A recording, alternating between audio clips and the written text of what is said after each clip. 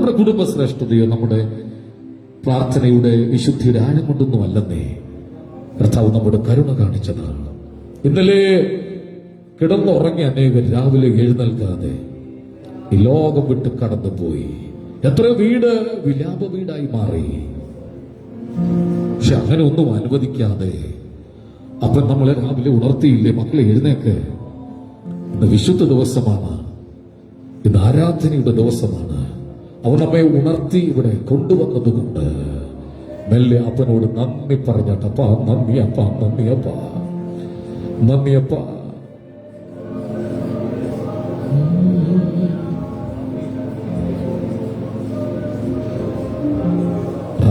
പല മനുഷ്യർക്കും നന്ദി പറയേണ്ടത് എങ്ങനെന്നറിയില്ല. അപ്പൊ ആ നന്ദി എന്നൊരു വാക്ക് പറയുന്നത് തന്നെ അനുഗ്രഹമാണ്.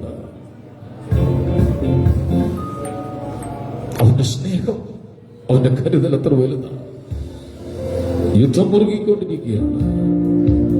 ഇതുവരെ ഒരു ശാശ്വത പരിഹാരം ഉണ്ടായിട്ടില്ല. ആർക്കും ഇടപെടാൻ കഴിയുന്നില്ല. പക്ഷെ നമുക്ക് പ്രാർത്ഥിച്ച ദൈവം ഇടപെടും. ദൈവം ഇടപെടുമെന്ന് വിശ്വസിക്കുന്ന എത്ര പേരുണ്ടെന്ന് കർത്താവ് ഇടപെടും. നന്ദി നന്ദി എൻ ദൈവമേ.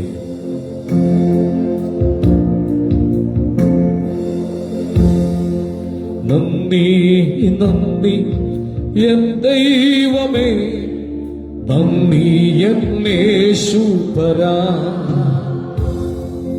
നന്ദി നന്ദി എൻ ദൈവമേ, നന്ദി എൻ യേശുപരാ. എണ്ണമില്ലാതെ എണ്ണമില്ലാതുള്ള അത്ഭുതമാർന്ന സ്നേഹത്തിനും എണ്ണമില്ലാതുള്ള അത്ഭുത. അപ്പനോട് പറ നന്ദി നന്ദി നന്ദി എൻ ദൈവമേ, നന്ദി എൻ യേശുപരാ. നന്ദി നന്ദി എൻ ദൈവമേ, നന്ദി എൻ. പാപത്താൽ മുറിവേറ്റ പാണിയാൽ പാപത്താൽ മുറിവേറ്റ എന്നെ അങ്ങയുടെ കരങ്ങളാൽ ചേർത്തണച്ച ദൈവമേ. മക്കൾ ഒന്നിച്ചൊന്ന് പാടിക്കേ. നന്ദി നന്ദി നന്ദി അപ്പാ. We thank you Jesus. ഒന്നിച്ച് നന്ദി നന്ദി.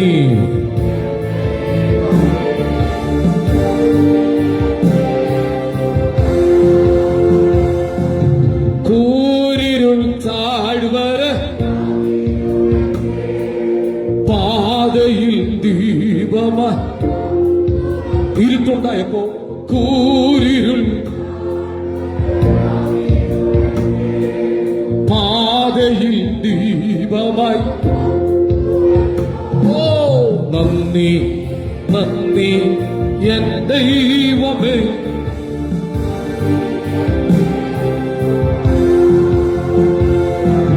നന്ദി നന്ദി നന്ദി നന്ദി നന്ദി നന്ദി.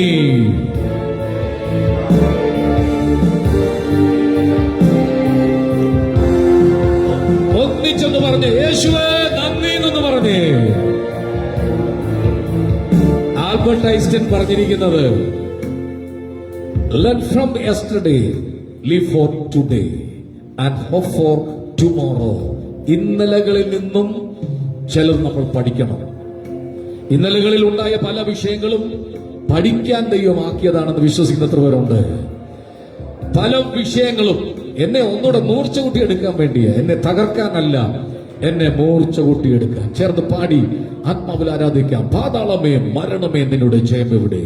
കൈയടിച്ച് പാടി ആത്മശക്തിയോട് ദൈവത്തെ നമുക്ക് ആരാധിക്കാം.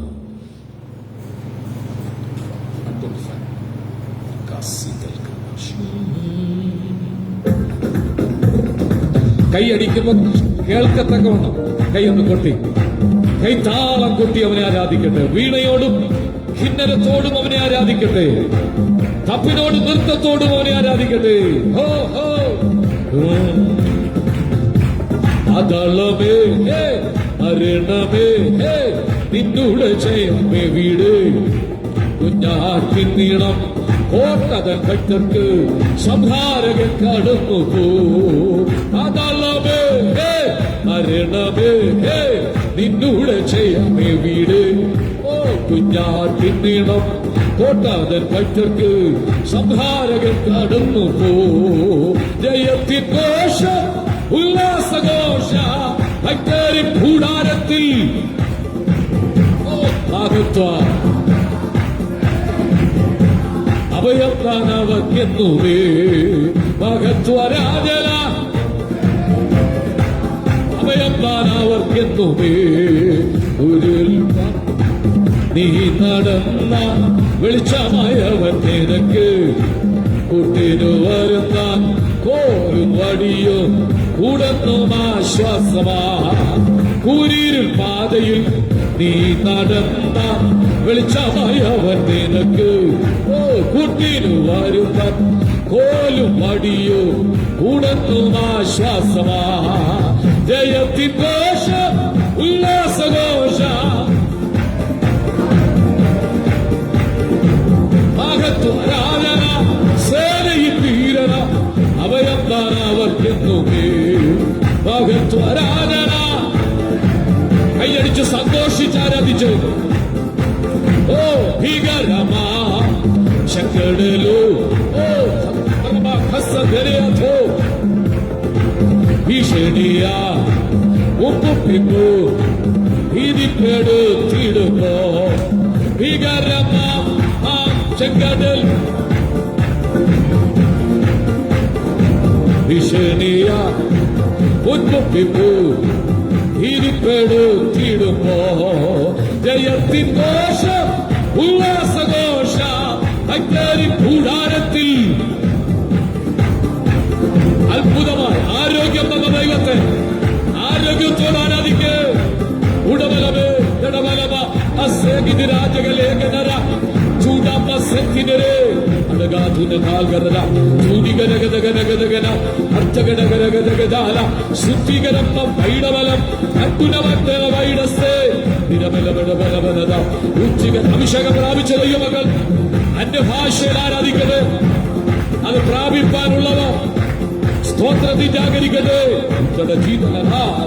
ചൂടാമാല സൈഡാല ഉച്ചകരഗദഗദഗദാല അന്തുനരഗദഗദഗദഗദേ.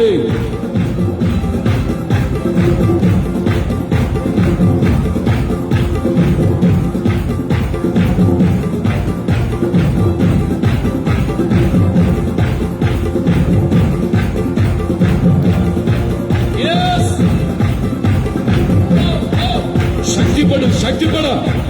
പിശാച് പരാജയപ്പെടട്ടെ. ഇന്നും പകൽ നീ ചെയ്യുക.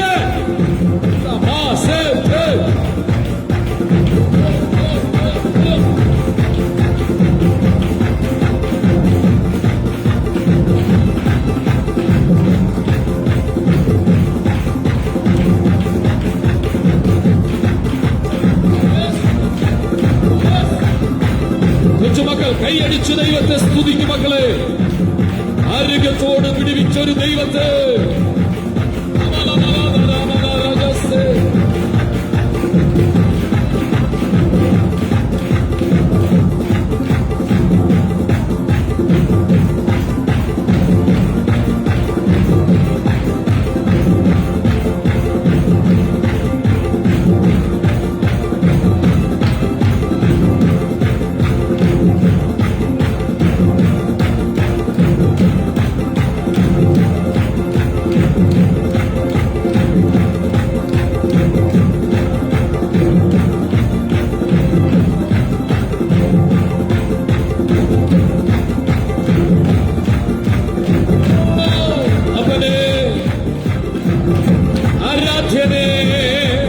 ശക്തി നിന്റെ മേൽ വെളിപ്പെടട്ടെ. ശക്തി അഭിഷേകം കളയരുത്. അഭിഷേകം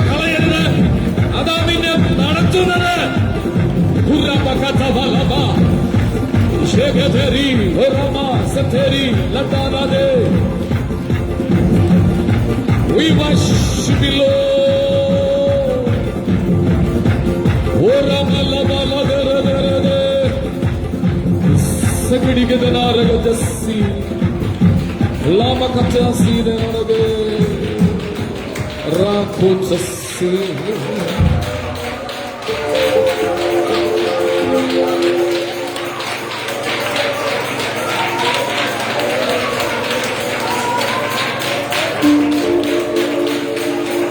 വാഗ്ദത്തമുള്ളവനെ തകർക്കാൻ ഒരു ശക്തിക്കും കഴിയത്തില്ല. നിന്നെ തകർക്കാൻ ഒരു ശക്തിക്കും കഴിയത്തില്ല. ഒന്നിച്ചൊരാമയും പറഞ്ഞാട്ട്, ശബ്ദം ഉയർത്തിയൊരാമയും പറഞ്ഞാട്ട്. സ്നേഹമോള് പാടിയ പാട്ട് മോളിന് വന്ന ഭയങ്കര എനിക്ക് ഇഷ്ടമുള്ളൊരു പാട്ടാണ്. ഏതായിരുന്നു ആ പാട്ട്? ഇവിടെ നിന്ന് എന്നോടൊപ്പം നിന്ന് ഭയങ്കര അത് പാടിയപ്പോ അർത്ഥമുണ്ട്. എന്റെ സമ്പത്ത് എന്ന ചൊല്ലാൻ എനിക്കൊന്നുമില്ല. മോനെ എന്റെ ഹൃദയം നാളെയെ കൊണ്ട് എൻ മനസ്സിൽ ലക്ഷക്കണക്കിന് രൂപ ഞാൻ ബാങ്കിൽ ഇട്ടിട്ടുള്ളത് കൊണ്ട് നാളെ കുറിച്ച് എനിക്ക് അങ്ങനെയാണോ? എനിക്കൊന്നുമില്ല. പക്ഷെ കർത്താവ് എന്റെ കൂടെയുണ്ട്. ആ പാട്ട് ഒന്ന് ചേർന്ന് പാടി ദൈവത്തെ ഒന്ന് നമുക്ക് സ്തുതിക്കാം. ധ്യാനിച്ച് പാടി ദൈവത്തെ നമുക്ക് ആരാധിക്കാം.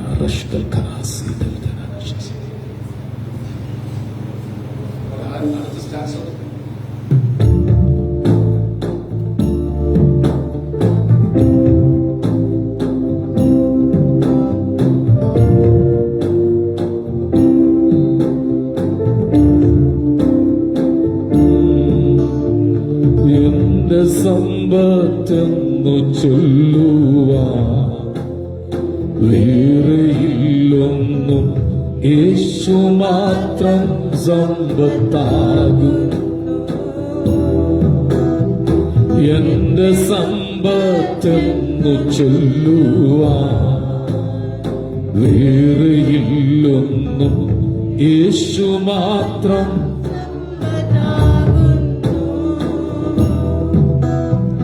ചാവിനെ വന്നുയർത്താവൻ വാനലോകമതിൽ ചെന്നു സാധു എന്നെ ഓർത്തു നിത്യം താതനോടു യാചിക്കുന്നു.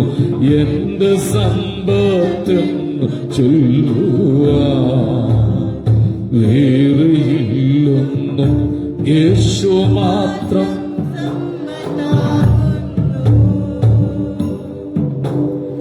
ക്രൂശിൽ മാരീച്ചീശ്വരൻ വീണ്ടെടുത്തെന്നെ സ്വർഗ്ഗകാനാൻ നാട്ടിലാക്കുവാൻ. പാപം നീങ്ങി ശാപം മൃത്യുവിന്മേൽ ജയമേകി ഏകവാരമെന്നുരച്ചിൻ താമയം തീർത്താശ നൽകി. എന്റെ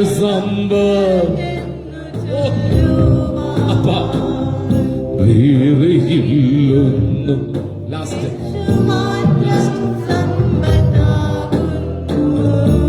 എന്റെ രാജാവ് ഒന്നിച്ച് പഠിക്കേ.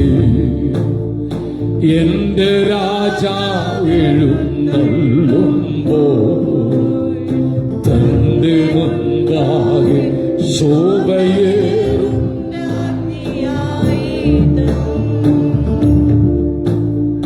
മാർവിൽ എന്നെ ചേർത്തിടുന്ന പൊന്നുമാർവിൽ മുത്തിടും ഞാൻ.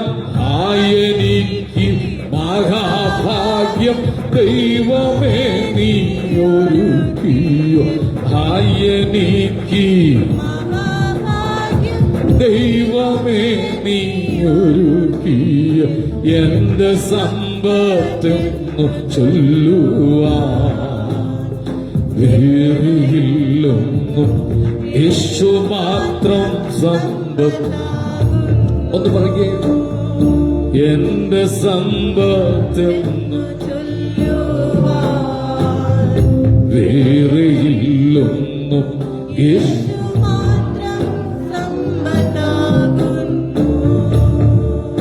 മോളെ, നമ്മുടെയൊന്നും പാട്ടിന്റെ വലിയ താളവും ട്യൂണും ഒന്നും കാണത്തില്ല.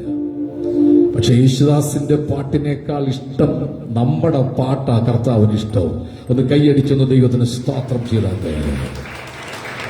നമുക്കെല്ലാം കൂടെ ചേർന്ന 119 സങ്കീർത്തനം 1 മുതൽ 24 വരെയുള്ള വാക്യങ്ങൾ വാക്യപ്രതിവാക്യമായി പാടി ദൈവത്തെ ആരാധിക്കാം. 119 സങ്കീർത്തനം 1 മുതൽ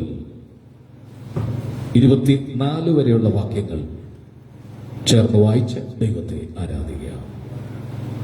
യഹോവയുടെ ന്യായപ്രമാണം അനുസരിച്ച് നടപ്പിൽ നിഷ്കളങ്കരായവർ ഭാഗ്യവാന്മാർ. അവർ നീതികേട് പ്രവർത്തിക്കാതെ അവന്റെ വഴികളിൽ തന്നെ നടക്കുന്നു. നിന്റെ ചട്ടങ്ങളെ ആചരിക്കേണ്ടതിന് എന്റെ നടപ്പ് സ്ഥിരമായെങ്കിൽ കൊള്ളായിരുന്നു. നിന്റെ നീതിയുള്ള വിധികളെ പഠിച്ചിട്ട് ഞാൻ പരമാർത്ഥ ഹൃദയത്തോട് നിനക്ക് സ്തോത്രം ചെയ്യും. ബാലൻ തന്റെ നടപ്പിനെ നിർമ്മലമാക്കുന്നത് എങ്ങനെ? നിന്റെ വചനപ്രകാരം അതിനെ സൂക്ഷിക്കുന്നതിനാൽ തന്നെ.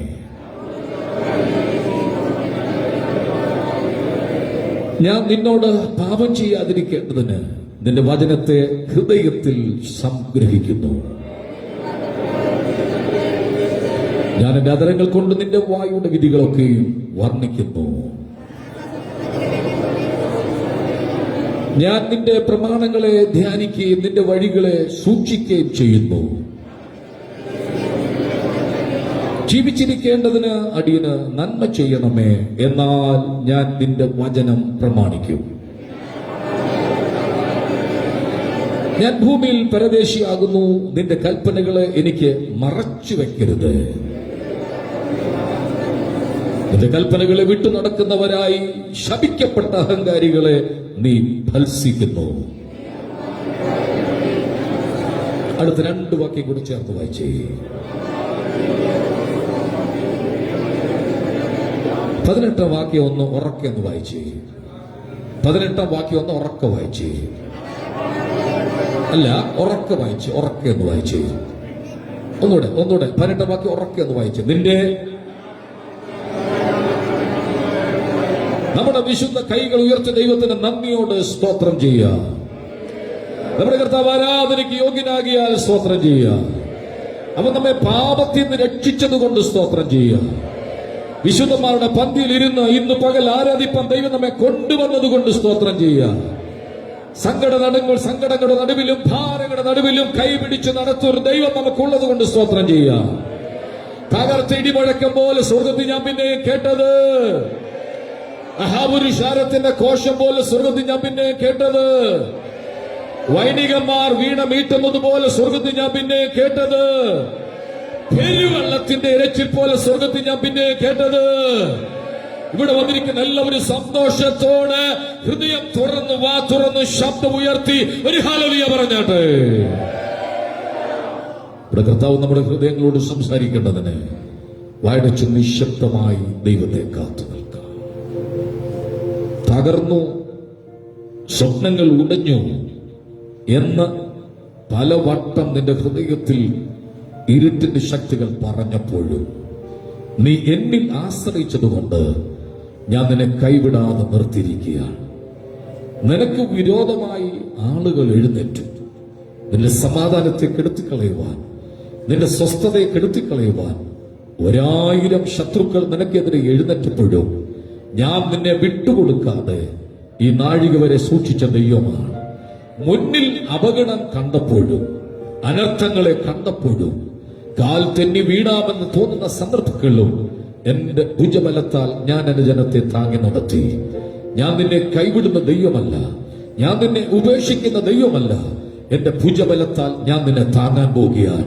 ഇതുവരെ കാണാത്തതും ഇതുവരെ വെളിപ്പെടാത്തതുമായ ആത്മിക മണ്ഡലങ്ങൾ ഞാൻ എന്റെ ജനത്തിനു വേണ്ടി തുറക്കാൻ പോകുകയാണ്. നീ ക്ഷീണിച്ച് അവശനായി ഒരു ചുവട് പോലും മുന്നോട്ട് വെക്കാൻ കഴിയാതെ നിന്നെ ബന്ധിച്ച് ഇരുട്ടിൽ പൂട്ടുവാൻ എന്റെ ദാസനായ ശിംശോനെ ബന്ധിച്ച പോലെ ബന്ധന ശക്തികൾ എഴുന്നേൽക്കുമ്പോൾ എന്റെ അഭിഷേകത്തെ ഞാൻ തുറന്നുവിട്ട് ഞാൻ എന്റെ ജനത്തെ വിടിവിക്കുന്ന ദൈവമാണ്. കാര്യം ശബ്ദം ഉയർത്തി അല്പസ്വരം എല്ലാവരും ദൈവത്തിന് നന്ദി പറഞ്ഞാട്ട്, ആർത്തു വിളിച്ച് ദൈവത്തിന് സ്തോത്രം ചെയ്താട്ട്, ശബ്ദം ഉയർത്തി ദൈവത്തിന് സ്തോത്രം ചെയ്താട്ട്, കർത്താവ് നടത്തിയ എല്ലാ വഴികളും ഓർത്തുകൊണ്ട് ആർത്തു വിളിച്ച് ദൈവത്തെ സ്തുതിക്കാം. പ്രാർത്ഥനയോടെ എല്ലാവർക്കും ദൈവസന്നിധിയിലിരിക്കുക.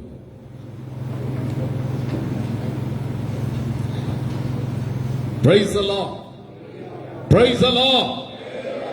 സത്യത്തിലും ആത്മാവിലും ദൈവത്തെ ആരാധിപ്പാൻ ദൈവം കൂട്ടിവരുത്തിയ എല്ലാ ദൈവജനത്തിനായി നന്ദി പറയുകയാണ്.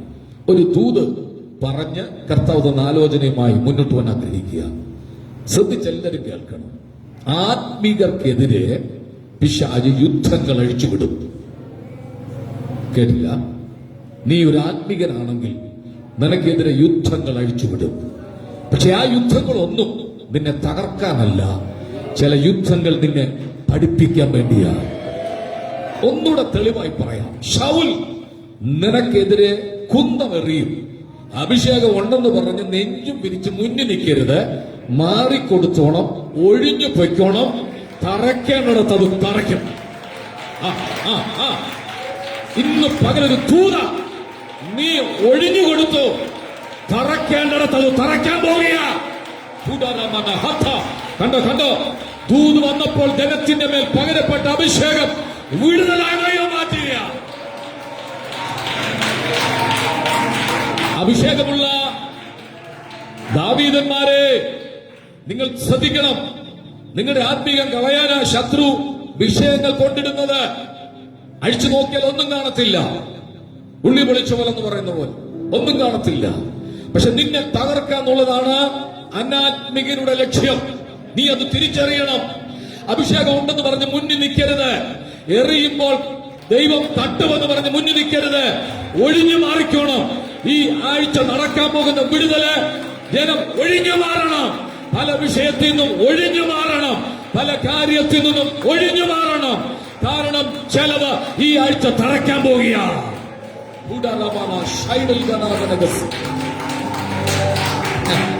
ഞാൻ ആ വിഷയം ധ്യാനിച്ചപ്പോൾ എന്നോട് കർത്താവ് പറഞ്ഞത്, പല ദൈവമക്കളും പല അഭിഷക്തരും അഭിഷേകം ഉണ്ടെന്ന് പറഞ്ഞ് വിഷയങ്ങളുടെ മുമ്പിൽ കയറി നെഞ്ചു പിരിച്ച് നിൽക്കരുത്. ദാവീദിന് അഭിഷേകം ഉണ്ടല്ലോ. ദാവീദ് എന്താ ചെയ്തത്? ശൗൽ കുന്തമെറിഞ്ഞപ്പോൾ ദാവീദ് ഒഴിഞ്ഞു മാറി. ഉറക്കെ പറഞ്ഞ് ഒഴിഞ്ഞു മാറിയെന്ന് കുറച്ചുകൂടി ശബ്ദത്തിൽ പറഞ്ഞ്. നിനക്കെതിരെ ചില ആളുകൾ ആയുധം എറിയുന്നുണ്ട്. ഇതുവരെ കൊള്ളാഞ്ഞത് ദൈവം നിന്നെ ഒഴിച്ചു വിട്ടത് കൊണ്ട് തന്നെയാ. അത് വിശ്വസിക്കുന്നവർ ആർത്തു വിളിച്ചു രാമി പറഞ്ഞാട്ട്. ഒറ്റ ദൂതോടെ ഞാൻ പറയാം, നിന്നെ തകർക്കാൻ ഒരു ശക്തിക്ക് കഴിയത്തില്ല. ആലയത്തിൽ നീ ആരാധിക്കുന്ന വ്യക്തിയാണോ, നീ പ്രാർത്ഥിക്കുന്ന വ്യക്തിയാണോ, നീ സ്തുതിക്കുന്ന വ്യക്തിയാണോ, നീ ആരാധിക്കുന്ന വ്യക്തിയാണോ എങ്കിൽ നിന്നെ തകർക്കാൻ ഒരു ശക്തിക്കും കഴിയത്തില്ല. ഒരു ശക്തിക്കും കഴിയത്തില്ല. ഏത് പ്രശ്നത്തെയും തർക്കിച്ചും വാദിച്ചും പരിഹാരത്തിനിരിക്കരുത്. ഏത് വിഷയവും തർക്കത്തിനും മത്സരത്തിനും നിൽക്കരുത്. എന്ത് ചെയ്യണം? പ്രാർത്ഥിക്കണം. തർക്കിക്കുന്നവൻ പരാജയപ്പെടും, പ്രാർത്ഥിക്കുന്നവൻ ജയിക്കും. കേട്ടില്ല. തർക്കിക്കുന്നവൻ പരാജയപ്പെടും, വാശി പിടിക്കുന്നവൻ പരാജയപ്പെടും. പക്ഷെ പ്രാർത്ഥിക്കുന്നവൻ ജയിക്കാൻ പോവുകയാണ്. യേശുവിന്റെ നാമത്തിൽ തൂതേറ്റെടുത്തോ ഈ ആഴ്ച നടക്കുമ്പോൾ പ്രാർത്ഥിക്കുന്നവനെ ദൈവം ജയിപ്പിക്കാൻ പോവുകയാണ്. ഏത് പ്രയാസം വരുമ്പോഴും എന്ത് വിഷയം വരുമ്പോഴും തർക്കിക്കരുത്. തർക്കിച്ചാൽ നീ പരാജയപ്പെടും. അല്ലെങ്കിൽ ആളുകൾ നിന്നെ പരാജയപ്പെടുത്തും, വാശി പിടിക്കും.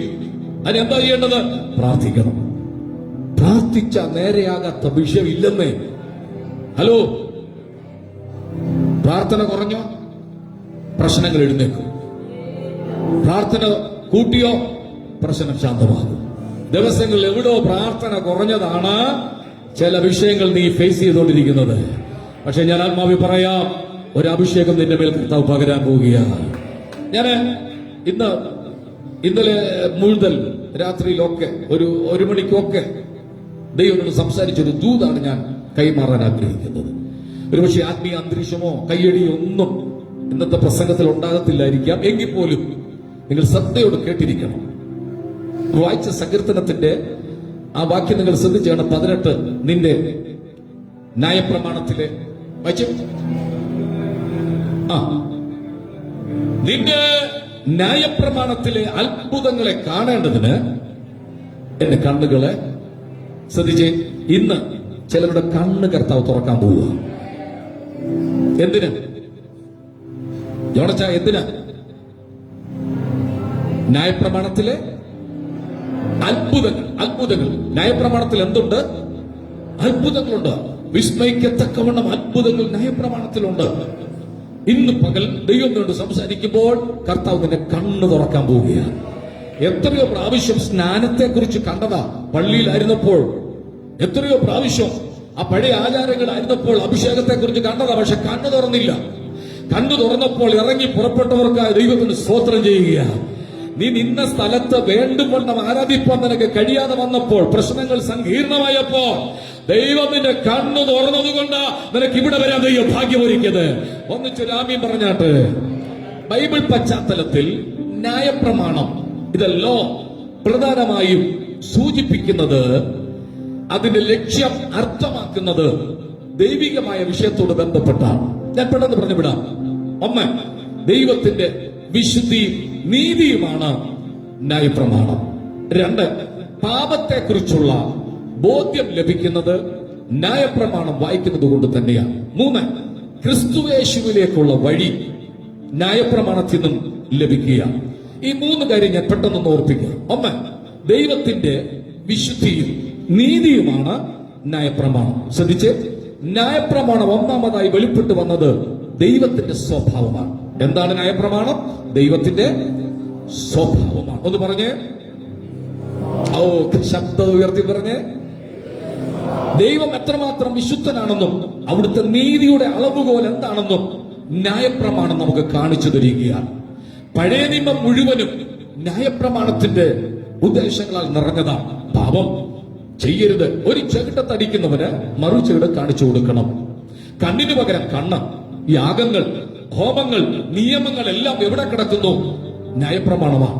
ന്യായപ്രമാണം വായിക്കുമ്പോൾ മാത്രമേ പാപത്തെക്കുറിച്ചുള്ള ബോധ്യം നമുക്ക് തരികയുള്ളൂ. എന്നാൽ പുതിയ നിയമസഭയ്ക്ക് വരുന്നത് പാപത്തെക്കുറിച്ചും നീതിയെക്കുറിച്ചും പരിശുദ്ധാത്മാവ് എന്ത് ചെയ്യുന്നു? ബോധം തരുന്നു. ഒരാമീൻ ഉറക്കെ പറഞ്ഞാട്ട്. 1, ദൈവത്തിന്റെ വിശുദ്ധിയുമാണ് നീതിയുമാണ് ന്യായപ്രമാണം. 2, പാപത്തെക്കുറിച്ചുള്ള ബോധ്യം. ഞാനത് ഓടിച്ചു പറഞ്ഞു. എപ്പോ പാപം ചെയ്യുന്നു, അത് അരുത്, അത് തെറ്റാണ്, അത് ചെയ്യരുത് എന്ന് പറയുന്നത് ന്യായപ്രമാണമാണ്. തൊടരുത്, എടുക്കരുത്, പിടിക്കരുത്, നോക്കരുത്, ലംഘനം പാടില്ല എന്ന് പറയുന്നത് ന്യായപ്രമാണത്തിൽ മനസ്സിലാക്കാൻ കഴിയുകയുള്ളൂ. എല്ലാം ഭംഗിയായിട്ട് എഴുതിയിട്ടുണ്ട്. ദൈവത്തിന്റെ സാന്നിധ്യം ഇറങ്ങുന്ന പർവ്വതത്തിൽ ഏതെങ്കിലും മൃഗം മേഞ്ഞാൽ അതിനെ കല്ലെറിഞ്ഞു കൊല്ലണം. ശബത്ത് ദിവസത്തെ നിങ്ങൾ ശുദ്ധീകരിക്കണം. ശബത്തിൽ വിറക് പറക്കാൻ പോകരുത്, ജോലി ചെയ്യാൻ പോകരുത്. വിശുദ്ധ ദിവസത്തെ, വിശുദ്ധ സഭായോഗത്തെ അംഗീകരിക്കണം. ഒത്തിരി പ്രമാണങ്ങളുണ്ട്. വീടിന് കുഷ്ഠം വന്നാൽ പുരോഹിതനെ വിളിച്ചോണ്ട് വന്ന് കാണിക്കണം. പുരോഹിതൻ അത് കുഷ്ഠമാണെന്ന് ബോധ്യപ്പെട്ടാൽ ആ ഭാഗം മാർക്ക് ചെയ്തിട്ട് പോണം. പിന്നെ പുരോഹിതൻ വന്നിട്ട് നോക്കണം അതിന് തിണർപ്പോ തടിപ്പോ വീണ്ടും ഉണ്ടായിട്ടുണ്ടെങ്കിൽ ആ കട്ട അത്രയും ഭാഗം ഇളക്കി പുറത്തു കൊണ്ട് കളയണം. അടുത്ത ദിവസം പുരോഹിതൻ നോക്കണം. അത് സ്പ്രെഡ് ചെയ്തിട്ടുണ്ടെങ്കിൽ, അടുത്ത കട്ടയിലേക്ക് പിടിച്ചിട്ടുണ്ടെങ്കിൽ ആ വീട് അശുദ്ധമാണെന്ന് പറഞ്ഞ് മുദ്ര കുത്തണം. അങ്ങനെ 100 പ്രമാണങ്ങൾ പഴയ നിയമത്തിൽ ഉണ്ടായിരുന്നു. പാപത്തെക്കുറിച്ചുള്ള ബോധ്യം കിട്ടുന്നത് ന്യായപ്രമാണത്തിൽ നിന്നാണ്. 3 ഞാൻ ഉറപ്പിച്ചു, ക്രിസ്തുവിനെ അറിയുന്നത് ന്യായപ്രമാണത്തിലാണ്. ഒരാമീൻ പറഞ്ഞ്. ഞാൻ പറഞ്ഞില്ല, ഇന്നത്തെ പ്രസംഗം ഒരു പക്ഷേ ചിലർക്ക് മനസ്സിലാകുന്നത് ഒട്ടും പിടി കിട്ടത്തില്ല. അവിയൽ പോലെ കിടക്കും. ശ്രദ്ധിച്ചു കേട്ടാൽ ചിലർക്ക് മനസ്സിലാകും.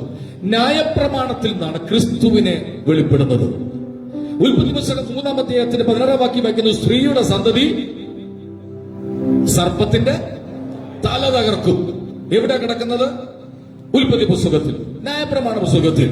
സ്ത്രീയുടെ സന്തതി സർപ്പത്തിന്റെ തല തകർക്കും, അവനവരുടെ കുതികാൽ തകർക്കും. ആരെ? വരാനിരിക്കുന്ന മശിഹയെ കുറിച്ച് എഴുതിയിരിക്കുന്നത് ന്യായപ്രമാണത്തിലാണ്. മീഖയുടെ പുസ്തകം വായിക്കുന്നു, യഹൂദ ദേശത്തിലെ ബേത്ലഹേമിൽ അവൻ ജനിക്കും. യെശയ്യാപ്രവാചകന്റെ പുസ്തകം വായിക്കുന്നു, തൈരും തേനും അവൻ ഉപജീവനം കഴിക്കും. അവൻ എവിടെ ശുശ്രൂഷിക്കും? എവിടെ അവനെ അടക്കും, ഏത് കല്ലറയിൽ അടക്കും, ഇതെല്ലാം വെളിപ്പെട്ട് നിൽക്കുന്നത് ന്യായപ്രമാണത്തിലാണ്. ന്യായപ്രമാണം വായിച്ചാല് പഴയ നിയമത്തിലെ നിഴലായി ക്രിസ്തുവിനെ കാണാൻ പറ്റും. 3, ക്രിസ്തുവിനെ അറിയുന്നതും എവിടെയാണ്? ന്യായപ്രമാണത്തിലാണ്. 3 കാര്യമാണ് പറഞ്ഞത്. എത്ര പേർക്ക് പിടികിട്ടിയെന്ന് എനിക്കറിയത്തില്ല. 1, ദൈവത്തിന്റെ വിശുദ്ധിയും നീതിയും എവിടെ നിന്നാണ് വരുന്നത്? ന്യായപ്രമാണത്തിൽ നിന്നും. 2, പാപത്തെ കുറിച്ചുള്ള ബോധ്യം വരുന്നത് എവിടെ നിന്നാണ്? ന്യായപ്രമാണത്തിൽ നിന്ന്. 3, ക്രിസ്തുവിനെ കാണുന്നത് എവിടെയാണ്? പഴയ ന്യായപ്രമാണത്തിലാണ്. ഇതൊരു ലോയാണ്, ഇതൊരു ചട്ടമാണ്. നിങ്ങൾ ശ്രദ്ധിക്കണം, ന്യായപ്രമാണത്തിന്റെ 2, 3 പൊതുവായ കാര്യങ്ങൾ ഞാൻ ഒന്ന് എക്സ്പ്ലെയിൻ ചെയ്തു തരാം. 1, ധാർമ്മിക നിയമങ്ങളാണ് എന്ന് പറഞ്ഞാൽ മോറൽ ലോയാണ്. ശ്രദ്ധിച്ചു കേട്ടു, 10 കൽപ്പനകൾ എഴുതിയിരിക്കുന്നത് ന്യായപ്രമാണത്തിലാണ്. പൊതുവിൽ ആളുകൾ അറിയപ്പെടേണ്ടത് ന്യായപ്രമാണത്തിൽ നിന്നാണ് കാണുന്നത്. എന്താണ്? അപ്പനെയും അമ്മ എന്ത് ചെയ്യണം? ബഹുമാനിക്കണം. അവരോട് തട്ടിക്കരുത്, സംസാരിക്കരുത്, അവരോട് തർക്കിക്കരുത്. നിന്റെ നന്മയ്ക്ക് വേണ്ടിയാണ് അവർ പറയുന്നതെന്ന് നീ തിരിച്ചറിയണം. ഇപ്പൊ നിനക്കത് മനസ്സിലാക്കാൻ കഴിയത്തില്ല, കുറച്ച് കഴിയുമ്പോൾ നിനക്കത് മനസ്സിലാക്കാൻ പറ്റും. അപ്പനെ അമ്മയെ അനുസരിക്കണം. പാടില്ല എന്ന് പറയുന്ന കാര്യങ്ങൾ പാടില്ല എന്ന് വെക്കാൻ തയ്യാറാകണം. വേണ്ട എന്ന് പറയുന്ന കാര്യങ്ങൾ വേണ്ട എന്ന് വെക്കാൻ. കാരണം അവർ ഒത്തിരി ലോകം കണ്ടവരാ. അതുകൊണ്ട് നീ അത് അനുസരിക്കണം. മാതാപിതാക്കളെ അനുസരിക്കണം, കർത്താവിന്റെ കൽപ്പന അനുസരിക്കണം, വിഗ്രഹത്തെ ആരാധിക്കാൻ പാടില്ല, വ്യഭിചാരം ചെയ്യാൻ പാടില്ല. ഇതെല്ലാം ധാർമ്മികമായ ലോയാണ്. ഇത് എഴുതിയിരിക്കുന്നത് എവിടെയാണ്? ന്യായപ്രമാണത്തിലാണ്. 1, ധാർമ്മിക നിയമങ്ങൾ, മോറൽ ലോ, പഴയ നിയമത്തിൽ ന്യായപ്രമാണത്തിൽ കാണാം. 2, സാമൂഹിക നിയമങ്ങൾ, സിവിൽ ലോയ, എങ്ങനെയൊക്കെ പ്രമാണിക്കണം, എങ്ങനെയൊക്കെ ഇടപെടണം എന്നുള്ളത് പഴയ ഇസ്രായേൽ ജനതയുടെ ദൈനംദിന ജീവിതത്തിൽ ഭരണത്തെക്കുറിച്ചുള്ള കാര്യങ്ങളാണ് ന്യായപ്രമാണത്തിനകത്ത് എഴുതിയിരിക്കുന്നത്. 3ാമത്തെ വിഷയമാണ് സെർമോണിയൽ ലോ എന്ന് പറഞ്ഞാൽ ആരാധനയുടെ നിയമങ്ങൾ പഴയ നിയമത്തിലാണ്. അടുത്ത വിഷയത്തിലേക്ക് വരുമ്പോൾ കുറച്ചുകൂടെ നിങ്ങൾക്ക് കാര്യങ്ങൾ മനസ്സിലാവും. അപ്പൊ ഈ കാര്യങ്ങളെല്ലാം ന്യായപ്രമാണത്തിലാണ്. സങ്കീർത്തനക്കാരൻ പറഞ്ഞൊരു വാക്കുണ്ട്, നിന്റെ ന്യായപ്രമാണത്തിലെ അത്ഭുതങ്ങൾ കാണേണ്ടതിന് എന്റെ കണ്ണുകളെ തുറക്കണം. ഒരാമീൻ ഉറക്കെ പറഞ്ഞിട്ട് കണ്ണു തുറക്കാൻ വേണ്ടിയുള്ള പ്രാർത്ഥനയാണ്. ഞാൻ 1-2 വാക്യങ്ങൾ പറയാം, നിങ്ങൾ പെട്ടെന്നൊന്ന് എടുത്തൊന്ന് വായിക്കണം, അറിയാൻ വേണ്ടി മാത്രമാണ്. പുറപ്പാട് പുസ്തകം 13-ന്റെ 9-ാം വാക്യം. പുറപ്പാട് 13-ന്റെ 9-ാം വാക്യം. ന്യായപ്രമാണം എങ്ങനെ ഉണ്ടായിരിക്കണം? 1, ന്യായപ്രമാണം യഹോവയുടേത്. നിന്റെ വായിൽ എന്തിരിക്കണം? വാക്യങ്ങൾ കാണാതെ പഠിക്കണം. കുഞ്ഞുങ്ങളൊക്കെ നിർബന്ധമായും കാണാതെ പഠിക്കണം. നോക്ക്, 1, ന്യായപ്രമാണം വായിലുണ്ടായിരിക്കണം. എന്തിന്? യേശുവിനെ പരീക്ഷിക്കാൻ പിശാച് വന്നപ്പോൾ, ഞാൻ 40 ദിവസം ഉപവസിച്ചിട്ടിരിക്കുക, പോ എന്ന് പറഞ്ഞാൽ അവൻ പോകത്തില്ല. പ്രലോഭനങ്ങൾ വരുമ്പോൾ, ടെംപ്റ്റേഷൻ വരുമ്പോൾ, പരിശോധന വരുമ്പോൾ, പരീക്ഷ വരുമ്പോൾ വചനം കൊണ്ട് നീ ജയിക്കണം. യേശു വചനം കൊണ്ട് പിശാചിനെ ജയിച്ചു. ഈ കാണുന്ന കല്ലിനോട് അപ്പമായി തീരാ എന്ന് കൽപ്പിക്കേ. കുറെ ദിവസം കഴിയുമ്പോൾ 5 അപ്പം നിന്റെ കയ്യിൽ കിട്ടും. സുമാരൻ ചേട്ടാ ശ്രദ്ധിച്ചു കേട്ടോണം. കുറച്ചു ദിവസം കഴിയുമ്പോൾ 5 അപ്പം നിന്റെ കയ്യിൽ കിട്ടും. നീ അത് 1000 പേർക്ക് കൊടുക്കും. അത് ഞാൻ കാണുന്നുണ്ട്.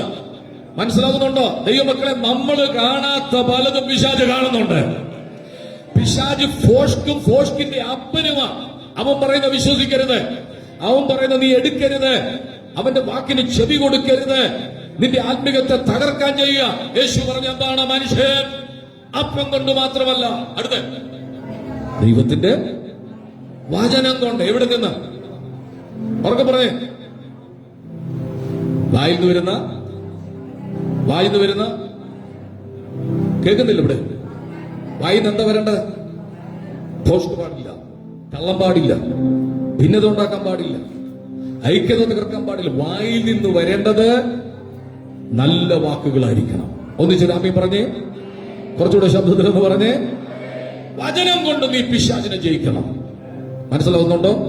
പൂച്ച മീൻ വെട്ടുമ്പോൾ സഹോദരിമാർക്കറിയാം, പൂച്ച ഓടിക്കാൻ പിച്ചാത്തിയുടെ മാട് കൊണ്ടൊന്ന് കൊടുത്താൽ മതി. നമ്മൾ മീൻ കൊണ്ടാണ് പൂച്ച ഓടിക്കുന്നത്. മീൻ വെട്ടിക്കൊണ്ടിരിക്കുമ്പോൾ ആ മീൻ എടുത്ത് പൂച്ച എന്ത് ചെയ്യും? പൂച്ച എന്ന് പറയും. അപ്പൊ പൂച്ചയായിരിക്കും ഇപ്പൊ ഇട്ട് തരാൻ വേണ്ടിയാണ്. മീൻ കൊണ്ട് പൂച്ച ഓടിച്ച പൂച്ച പോത്തില്ല. പിന്നെ എന്ത് ചെയ്യണം? പിച്ചാത്തി മീൻ വെട്ടുന്ന പിച്ചാത്തിയുടെ മാട് കൊണ്ട് പൂച്ചയുടെ തലയ്ക്ക് ക്രിമിനൽ കേസായി ഇങ്ങനെയൊക്കെ പറഞ്ഞ പൂച്ച നല്ലോണം കൊല്ലണം എന്നൊക്കെ പറഞ്ഞ. പക്ഷെ ഞാൻ പറഞ്ഞ ശൈലി മാത്രം എടുക്കുക. പൂച്ച ഓടിക്കാൻ ഒറ്റ വഴിയുള്ളൂ. പത്സിച്ചാലും ശാസിച്ചാലും ഒന്നും ഈ പിശാച് പോത്തില്ല. എത്ര പത്സനം നടത്തിയത് അത് നീ വചനം കൊണ്ട് ജയിക്കണം. ഒന്ന്, എല്ലാവരും കേൾക്കുക. പ്രയാസങ്ങൾ വരുമ്പോൾ, പ്രശ്നം വരുമ്പോൾ ആ വിഷയത്തിൽ ബൈബിൾ എന്തു പറയുന്നു എന്ന് കണ്ടുപിടിച്ച് നീ അതിനെ ജയിക്കണം.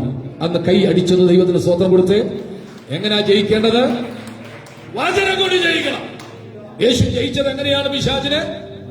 ഉറക്കെ പറഞ്ഞേ, വചനം കൊണ്ട് ജയിക്കണം. നീ ഇവിടെ നിന്നും താഴോട്ട് ചാട്. എന്നാ ഞാൻ ഇപ്പൊ താടി കാണിച്ചു തരാം, ഞാൻ ദൈവമാണെന്ന് പറഞ്ഞ് അവൻ ചാടിയില്ല. പിശാച് പറഞ്ഞു, നിന്നെ കാപ്പാൻ ഞാൻ കാണുന്നു, നീ കാണുന്നില്ല, പക്ഷെ ഞാൻ കാണുന്നു. ദൂതന്മാർ തന്നെ ചുറ്റും നിൽക്കുക. ഹലോ, കേൾക്കുന്നുണ്ടോ? ദൈവവൈദ്യല നിനക്ക് ചുറ്റും ദൈവദൂതന്മാരുണ്ട്. വണ്ടി ഓടിക്കുമ്പോഴും വീട്ടിലിരിക്കുമ്പോഴും നിന്നെ സംരക്ഷിക്കുന്ന ദൂതന്മാരുണ്ട്. കേട്ടില്ല? അതുകൊണ്ട് 60 സർക്കാർ വെച്ചിരിക്കുന്ന 60 കിലോമീറ്റർ സ്പീഡ് എന്ന് കാണിച്ചാൽ 60 പോകാം. ദൂതനുണ്ട് കാത്തു സൂക്ഷിക്കുന്നു പറഞ്ഞ് 120 പോയാൽ അപകടം സംഭവിക്കും. സ്പീഡ് ലിമിറ്റ് കൺട്രോൾ ചെയ്യണം. ഇവിടെ നിയമങ്ങളുണ്ട്, ലോ ഉണ്ട്, അത് പരിപാലിക്കണം. ഒന്ന്, വചനം കൊണ്ട് ജയിക്കണം.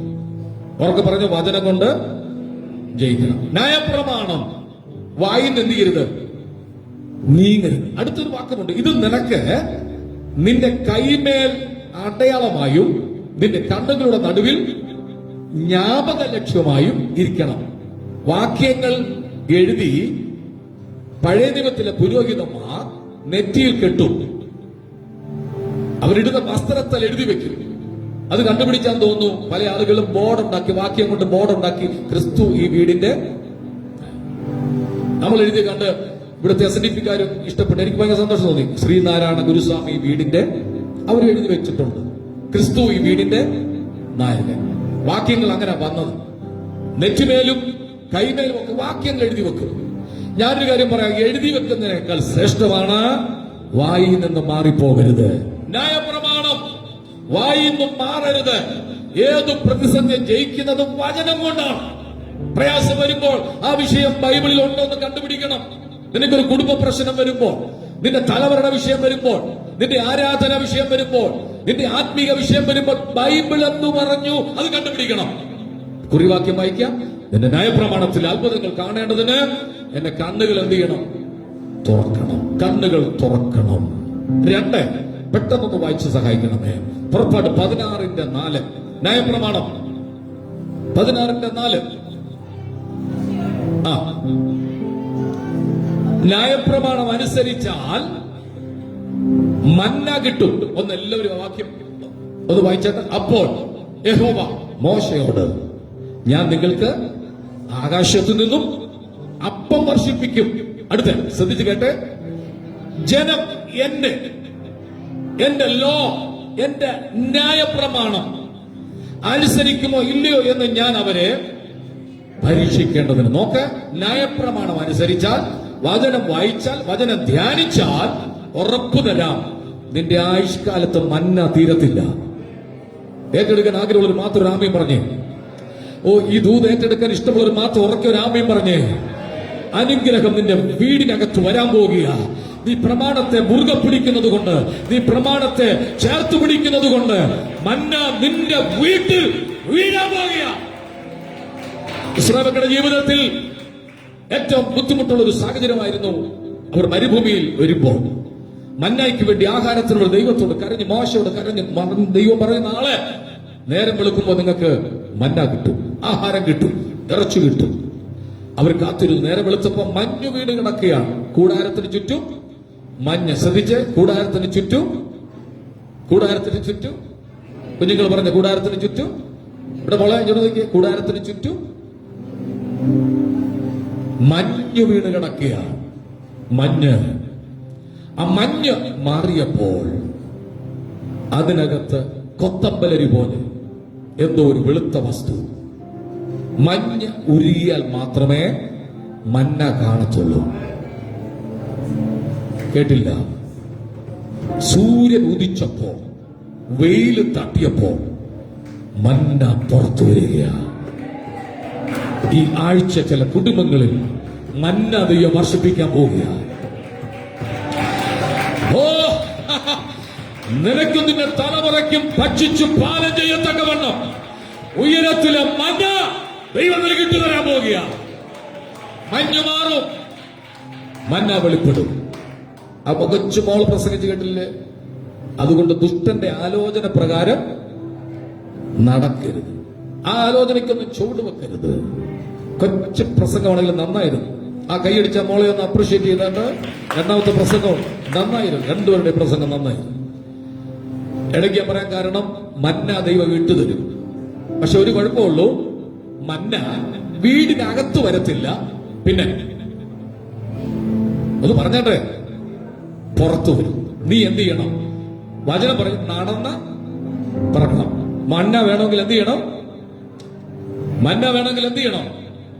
വചനം പറയുന്നത് നടന്നു പറക്കണം. യോഗത്തിനൊക്കെ പോകണം. ഞായറാഴ്ച മാത്രം വന്നിരിക്കരുത്. അങ്ങത്ത് പോകുന്ന കരുതി മാത്രം ഇരിക്കരുത്. പ്രാർത്ഥനയ്ക്കൊക്കെ പോണം. നടന്നു പറക്കണം. ഹലോ, മന്ന ദൈവം ഇട്ടിട്ടുണ്ട്. നീ നടന്നു പിറക്കി നീ ഭക്ഷിക്കാൻ തയ്യാറാകണം. നടന്നു പറക്കണം. അപ്പൊ അപ്പുറത്തുള്ള കൂടാരത്തിൽ നിന്ന് ആളുകൾ ചോദിച്ചു, എന്നാ ഇതെന്നാ? അപ്പൊ ഇപ്പുറത്തെ അവരും ചോദിച്ചു, ഇതെന്നാ? എന്നാ എന്നാ ചോദിച്ചു. എന്തായി മാറി? മന്നയായി മാറി.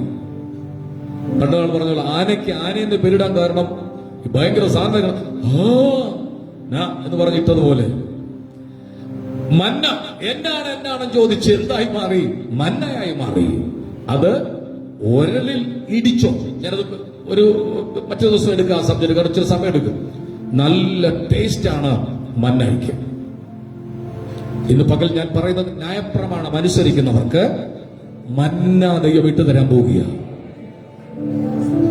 രണ്ടാമത്തെ വിഷയം അതാ, മന്ന കിട്ടും ന്യായപ്രമാണം അനുസരിച്ച.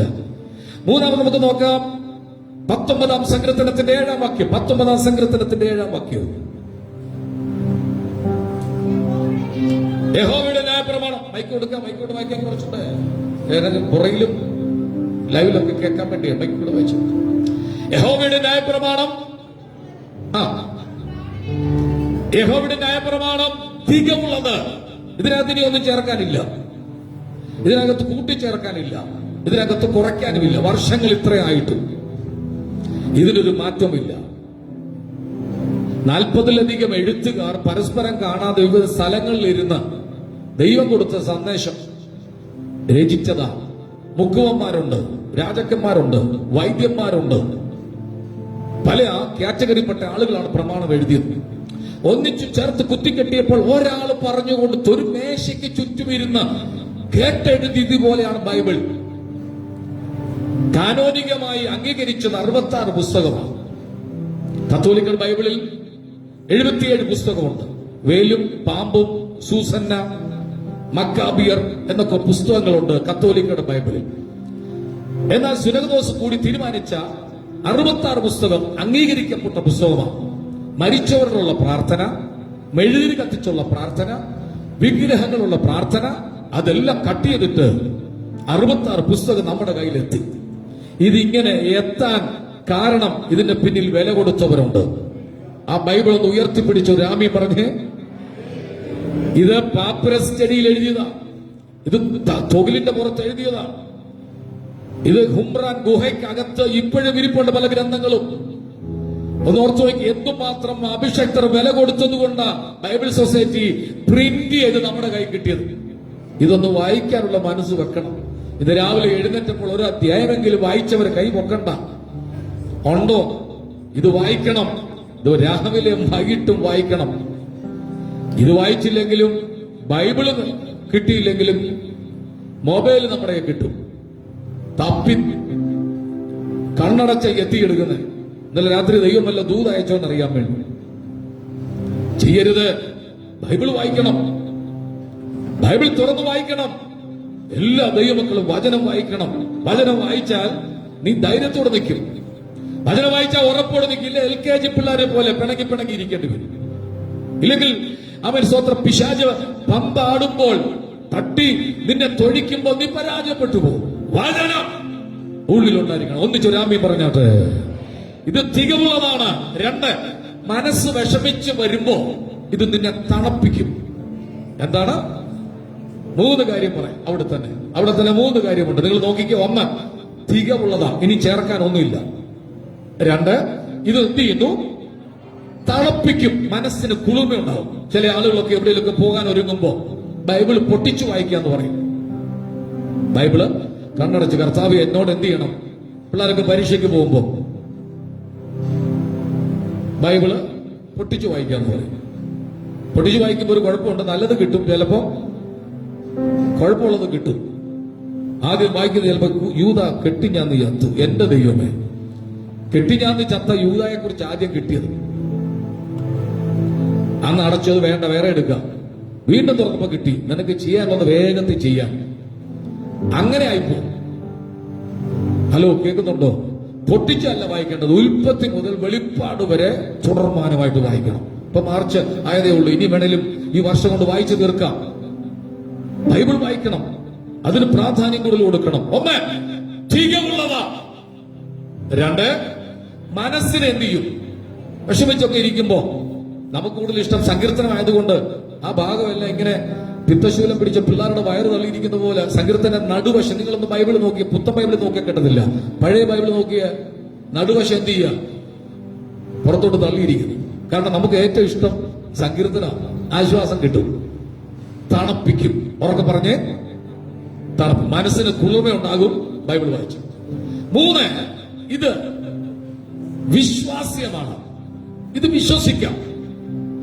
ഇത് ഫോഴ്സ്ഡല്ല, സത്യമാണ്. ഇത് വിശ്വസിക്കാൻ കൊള്ളാവുന്നതാണ്. വിശ്വസിക്കാൻ കൊള്ളാവുന്ന ഒരു പുസ്തകമുണ്ടെങ്കിൽ അത് നമ്മുടെ വിശുദ്ധ ബൈബിളാണ്. എഴുതിയ പലതും തിരുത്തും, പക്ഷെ ഇത് തിരുത്തേണ്ടി വന്നിട്ടില്ല. 4 എഴുതിയിട്ടുണ്ട്. നിങ്ങൾ കേട്ടോ? ബൈബിള് വായിച്ചാൽ മക്കളെ, ഇത് നിങ്ങൾക്കുള്ള ദൂത. അല്പബുദ്ധിയെ, ഉറക്കെ പറഞ്ഞേ, ബുദ്ധി കുറവാണോ? ബൈബിള് വായിക്കും. സയൻസ് എടുത്ത് നോക്കിയിട്ട് ഒന്നും മനസ്സിലാകുന്നില്ലെന്ന് പറഞ്ഞ് ഉറക്കം തൂങ്ങി പുസ്തകത്തിന്റെ പുറത്ത് വന്ന് മൂക്കടിച്ച് വീഴാതെ ബൈബിൾ ഒന്ന് വായിച്ചു നോക്ക്. ഇത് അല്പബുദ്ധിയെ ജ്ഞാനിയാക്കി മാറ്റും. നിനക്കുള്ള ജ്ഞാനം എവിടെ നിന്ന് കിട്ടും? ഈ പുസ്തകത്തിലുണ്ട്. അതുകൊണ്ട് ബൈബിൾ വായിക്കണം. ന്യായപ്രമാണം, ദൈവത്തിന്റെ ലോ അനുസരിക്കണം. ഇനി അടുത്തൊരു നെഹമ്യ 8:2 വായിച്ച്. അത് ചിലർക്ക് ഇഷ്ടപ്പെടത്തില്ല, എന്നാലും വേണ്ടുകയല്ല. നെഹമ്യ 8:2. നെഹമ്യ 8:2. 7 മാസം 1 തീയതി എസ്രാ പുരോഹിതൻ പുരുഷന്മാരും സ്ത്രീകളും കേട്ട് ഗ്രഹിപ്പാൻ പ്രാപ്തിയുള്ള എല്ലാവരുമായി സഭയുടെ മുമ്പാകെ. അടുത്ത് ബൈബിൾ എന്ത് ചെയ്യണം? സഭായോഗത്തിന് കൊണ്ടുവരാത്തവരെ ഞാൻ അത്രയും പറഞ്ഞു നിർത്തും. ബൈബിൾ കൊണ്ടുവരണം. നിങ്ങൾക്ക് പരസ്യമായി കൊണ്ടുവരാൻ പറ്റാത്ത സിറ്റുവേഷനാണ്. ഇവിടെ ഒരു ബൈബിൾ വാങ്ങിച്ചു വെച്ചേക്കണം. ഇത് കഴിയുമ്പോൾ ഞാൻ നോക്കുമ്പോൾ 2-3 ബൈബിൾ അവിടെ ഇരിപ്പുണ്ട്. 2 വെച്ച് മറന്നു പോവുക. കാശോ പേഴ്സോ നമ്മൾ വെച്ച് മറക്കത്തില്ല. ഒരു 3 ബൈബിൾ വെളിയിൽ ഇരിപ്പുണ്ട്. എനിക്കൊന്ന് ഇവിടെ വരുമ്പം എടുക്കാനും പോകുമ്പോ വീട്ടിൽ വായിക്കാനും. ആയിക്കോട്ടെ, നല്ല കാര്യം, ഇവിടെ വെച്ചിട്ട് പൊക്കോ. പക്ഷെ വീട്ടിൽ ബൈബിൾ ഉണ്ടായിരിക്കണം. ആ വാക്യം നിങ്ങൾ എല്ലാവരും ഒന്ന് കണ്ടേ. 7 മാസം 1 തീയതി എസ്രാ പുരോഹിതൻ പുരുഷന്മാരും സ്ത്രീകളും അടുത്ത് കേട്ട് ഗ്രഹിപ്പാൻ പ്രാപ്തിയുള്ള എല്ലാ കുട്ടികളും കുഞ്ഞുങ്ങളും എന്തു കൊണ്ടുവരണം? ബൈബിൾ കൊണ്ടുവരണം. ബൈബിൾ കൊണ്ടുവരണം. ചന്തയിൽ പോവുകയാണെങ്കിൽ നമ്മളൊരു സഞ്ചിയും കൊണ്ടാണ് പോകുന്നത്. കാരണം വാങ്ങിച്ചു വരാൻ വേണ്ടി. ഈ സഭയിലുള്ള മുഴുവൻ ആളുകളും ആരാധനയ്ക്ക് വരുമ്പോൾ ബൈബിൾ കൊണ്ടുവരണം. നിങ്ങൾ ആ കൊണ്ടുവന്ന ബൈബിൾ ഒന്ന് ഉയർത്തിപ്പിടിച്ചൊരു ഹല്ലേലൂയ എന്ന് പറഞ്ഞേ. നിശ്ചയമായിട്ട് എല്ലാവരുടെ കയ്യിലും ബൈബിൾ ഉള്ളത് കൊണ്ട് ഞാൻ ദൈവത്തിന് നന്ദി പറയുക. അടുത്ത ഒറ്റവാക്യം കൂടെ നോക്കാം. സദൃശവാക്യം 28:9. പെട്ടെന്ന് വായിച്ചു. സദൃശവാക്യം 28:9. ന്യായപ്രമാണം കേൾക്കാതെ വചനം പ്രസംഗിക്കുമ്പോൾ അതിന് താല്പര്യമില്ലാതെ കേൾക്കാതെ ചെവി തിരിച്ചു കളഞ്ഞാൽ അങ്ങനെ ഉള്ളവരുടെ പ്രാർത്ഥന ദൈവത്തിന് അറപ്പാണ്. മനസ്സിലായില്ല? എല്ലാ കാര്യങ്ങളും വായിക്കാനും കേൾക്കാനും നമുക്ക് ഇഷ്ടമാണ്. ബൈബിൾ മാത്രം വായിക്കാൻ ഇഷ്ടമല്ല. പ്രസംഗം കേൾക്കാൻ ഇഷ്ടമല്ല. എങ്ങനെങ്കിലും ക്ലോക്കെ നോക്കിയിരിക്കും. ഇവിടെ പിന്നെ അതങ്ങനെ ഇല്ല. ചില ആളുകൾ പറയും പെട്ടെന്ന് നമ്മുടെ സമയം തീരുന്നത്, വന്നിരിക്കുമ്പോൾ തൊട്ട് അവസാനം ഭയങ്കര ഹാപ്പിയാ, സന്തോഷമാ. ചില സഭയിലൊക്കെ 10:30 തുടങ്ങിയാൽ 1 മണി 1:30 2 മണിക്കൊക്കെ തീരത്തുള്ളൂ. എന്തിനാ ഉള്ള ആളുകളെല്ലാം വിളിച്ചു കൂട്ടി 5 വാറ് പ്രസംഗം പറഞ്ഞ് ജനത്തെ കൊണ്ട് വെറുതെ പാസ്റ്ററെ അങ്ങോട്ട് വിളിക്കുന്നേ? മനസ്സിലായില്ല. പാസ്റ്ററെ പുറകെ ഇരുന്നോണ്ട് എന്ത് ചെയ്യാ? പാസ്റ്റർ ഇങ്ങോട്ട് വാ, പാസ്റ്റർ അങ്ങോട്ട് വാ എന്ന് പറഞ്ഞ് വിളിക്കുക. ഇങ്ങനെ വിളിക്കാം. അത് വേണ്ട. നമ്മളെ സഭായോഗം 11:30-11:45 അവസാനിക്കും. ദൈവകൃപയാൽ ഒരു ബോറടിയില്ല. ഇവിടെ യൂത്ത് സർവീസ് തുടങ്ങി, യൂത്ത് വർഷിപ്പ് വളരെ നന്നായി. അത് കഴിഞ്ഞ ഉടനെ പ്രധാന സർവീസ് ആരംഭിച്ചു, നന്നായി. ബോറടിയില്ല, സമയം പോകുന്ന അറിയുന്നില്ല. സ്വത്രം. ഞാൻ ചോദിക്കട്ടെ, നിങ്ങൾ ഏത് പശ്ചാത്തലത്തിൽ ദൈവത്തിൽ ഇരിക്കുമ്പോൾ ഉണ്ടാകുന്ന സന്തോഷം മറ്റെവിടെയും കിട്ടത്തില്ലെന്ന് ഉറപ്പുള്ള രാമ്യം പറഞ്ഞേ. ഇതിനോട് വിരക്തി തോന്നരുത്. ന്യായപ്രമാണത്തോട് വിരക്തി തോന്നരുത്, അറപ്പ് തോന്നരുത്. പ്രസംഗത്തോട് ആരും പ്രസംഗിച്ചാൽ അത് ദൈവത്തിന്റെ വചനമാണെന്ന് കേട്ട് നിങ്ങൾ ആമീൻ പറയണം. വചനത്തിന് ശക്തിയുണ്ട്, വചനത്തിന് വിടുവിപ്പാൻ കഴിയും. ആര് പ്രസംഗിച്ചാലും നിങ്ങൾ ആമീൻ പറയണം. ഓ, ആ പുള്ളിയാണ് പ്രസംഗിക്കുന്നത്, ഇന്ന് വരുന്നില്ല, അങ്ങനെ പറയരുത്. ഓ, ആ ആളാണോ എങ്കിൽ ഇന്ന് ഞാൻ വരുന്നേ ഇല്ല, അങ്ങനെ പറയരുത്. ആര് പ്രസംഗിച്ചാലും വചനം പ്രസംഗിക്കുന്നു എന്നുള്ള രീതി. ഞാൻ പറയുമ്പോൾ കഴുത വാ തുറന്ന വചനം പറഞ്ഞാലും എന്ത് ചെയ്തോണം? മനസ്സിലായില്ല. കഴുത വാ തുറന്ന് ബിലയാമിനോട് സംസാരിച്ചു, ഇല്ലേ? കാക്ക സംസാരിക്കും, മൃഗങ്ങൾ സംസാരിക്കും. വചനമാണെങ്കിൽ അത് ഏറ്റെടുത്തോണം. ഒന്നിച്ച് രാമ്യം പറഞ്ഞേ, ആർത്തു വിളിച്ച് രാമ്യം പറഞ്ഞേ. സഹോദരങ്ങളെ, ജീവിതത്തിൽ ഈ നിലവാരത്തിൽ എത്തിയത് ഈ പുസ്തകം എടുത്തതിന്റെ പേരിൽ മാത്രമാണ്. യേശുവിനെ അറിഞ്ഞതിന്റെ പേരില. നീ അനുഭവിക്കുന്ന മുഴുവൻ നന്മകളും സമാധാനങ്ങളും ദൈവം നിനക്ക് തന്നിരിക്കുന്നു. സമാധാനത്തെ കെടുത്തുന്ന ഒരു കാര്യങ്ങളിലും ഇടപെടരുത്, ഒരു കാര്യം ഇടപെടരുത്. ന്യായപ്രമാണത്തെ പകൽ ധ്യാനിക്കും. ഇവിടെ മുകളിൽ ലാസ്റ്റ് വായിച്ച എന്താണ്? ന്യായപ്രമാണം കേൾക്കാതെ, എല്ലാവരും കുഞ്ഞുങ്ങളെല്ലാം ഉറക്കെന്ന് വായിച്ച്, സ്ക്രീനിലേക്ക് നോക്കി വായിച്ച്. ന്യായപ്രമാണം, ദൈവവചനം, ദൈവത്തിന്റെ ലോ കേൾക്കാതെ ചെവി തിരിച്ചു കളഞ്ഞാൽ, മൊത്തത്തിൽ അങ്ങ് പറയാം ആരാണ് പ്രസംഗിക്കുന്നത്? എന്നാലും ഇന്ന് പോകാം, അല്ലെ? കൺവെൻഷൻ പലയിടത്തും നടക്കുമ്പോ നമ്മൾ ചോദിക്കും, ആരാ ഇന്ന് പ്രസംഗിക്കുന്നത്? അനുഷ്കാവാല പാസ്റ്ററാണോ? എന്നാലും ഇന്ന് പോകണം. മറ്റേ പേര് പറയുന്നത് എക്സ് ഓർ വൈ, അങ്ങനെ ആകരുത്. വചനമാണ് പ്രസംഗിക്കുന്നത്. വചനം പ്രസംഗിക്കുമ്പോൾ അത് കേൾക്കാനുള്ള താല്പര്യം ഉണ്ടായിരിക്കണം. നിങ്ങൾക്കറിയാമോ, പല പാരമ്പര്യ സഭകളിലും വചനത്തിന്റെ ശക്തി കുറഞ്ഞുകൊണ്ടിരിക്കുക. വചനമില്ല. ചില സഭകളിൽ വചനമുണ്ട്, പക്ഷെ ഡെലിവറൻസ് ഇല്ല, വിടുതലില്ല. എല്ലാം ഒരുപോലെ കൊണ്ടുപോകണം. ചിലയിടത്ത് ആരാധനയില്ല, ചിലയിടത്ത് സാക്ഷ്യങ്ങൾ മാത്രമാണ്. ഇവിടെ അതില്ലാത്തതുകൊണ്ട് ഞാൻ ദൈവത്തിന് നന്ദി പറയുക. 1 മണിക്കൂറൊക്കെയാ സാക്ഷ്യം സഭായോഗത്തിന്. ഒരിടത്ത് തുടങ്ങിയാൽ തീരുമ്പോ അങ്ങോട്ട് ചൂണ്ടും കത്തിക്കുത്താണെന്നേ ഉള്ളൂ.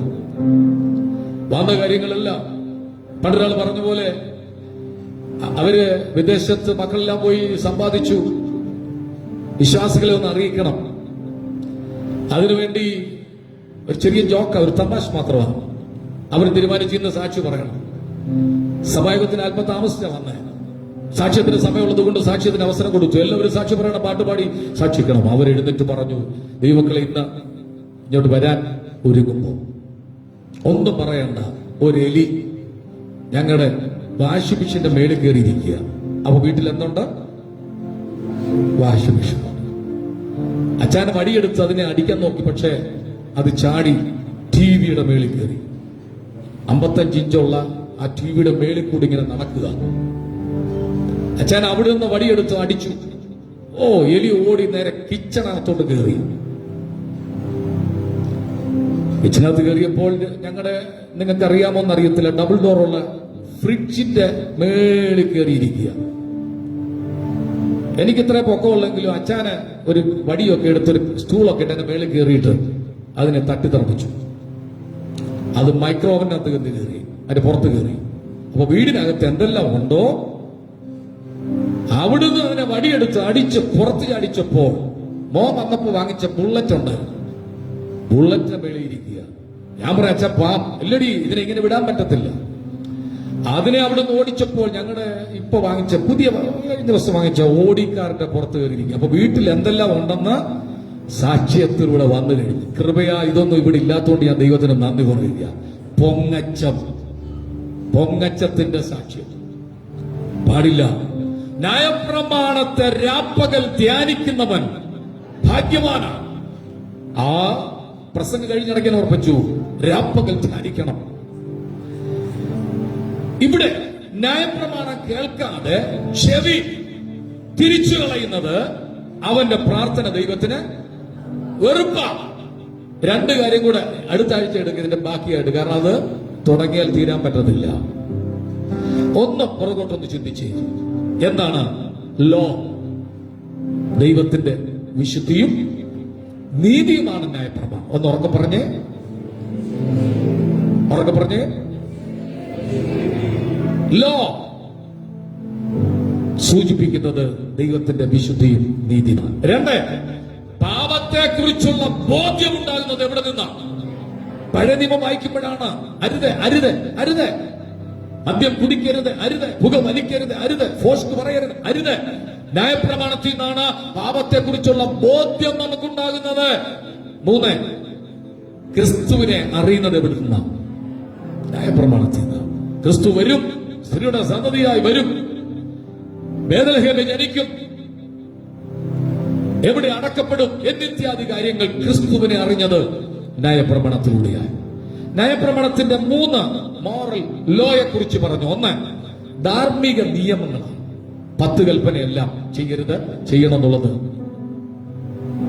മോറൽ ലോയെ കുറിച്ച് ന്യായപ്രമാണത്തിൽ നിന്ന് അറിയുന്നത്. 2, സിവിൽ ലോ, സാമൂഹിക നിയമങ്ങൾ മുഴുവനും അറിയുന്നത് ന്യായപ്രമാണത്തിൽ നിന്ന്. വല്ലതും മനസ്സിലാകുന്നുണ്ടോ? ഇല്ല പാസ്റ്ററെ, നന്ദി.